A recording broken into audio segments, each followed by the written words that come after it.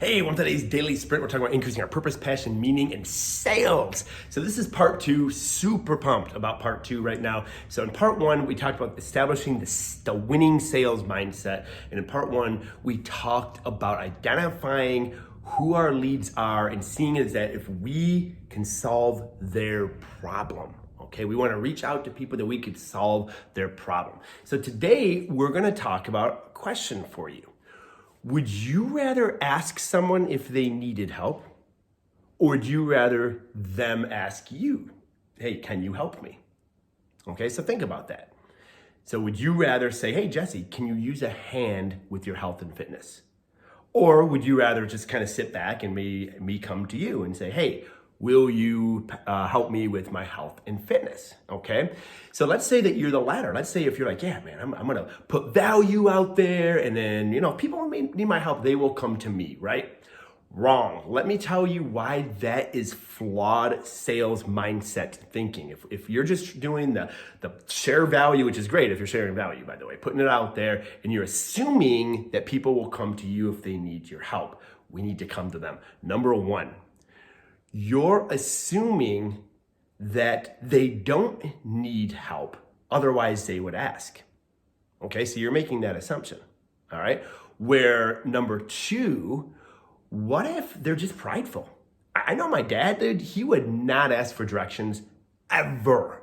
But if someone would be like, hey man, can you use some directions? He'd be like, sure, but he would never ask. Never ask. And we lost like half my childhood driving around towns that we had no idea we were going because he wouldn't stop and ask for directions because of pride. Okay? So people have pride that prevents them from asking questions. Some people are just scared. They're like, oh, I don't know. I don't want to bug them. They seem so busy. I just don't want to bug them. So they're scared to ask. Or they don't know what you do. They don't know that you can even help, okay? You might be thinking, no, you go to my social media. It's very clear that I'm a nutrition coach and that I can help people. Very clear. Look, I'm gonna tell you something right now. I do business mentoring. If you asked my mom what I do, she'd probably say I'm a personal trainer. If you asked my sister what I do, she'd probably say I invest in real estate. You ask my brother what I do, he would probably say we sell products. Yeah, okay. You cannot assume that people know what you're doing and that you're taking on clients.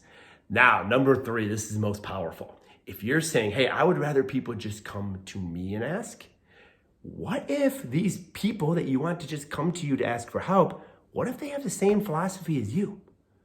What if they're like, hey, I need help, but I'm gonna wait till them to come to me. Same philosophy as you.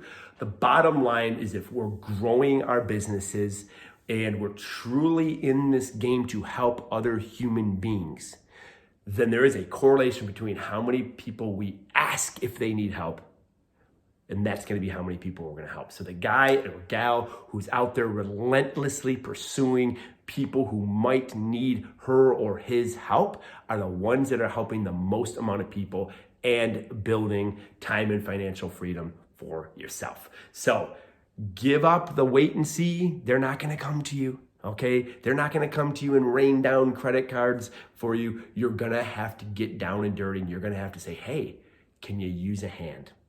Hopefully this is a good daily sprint. Sales mindset part 2.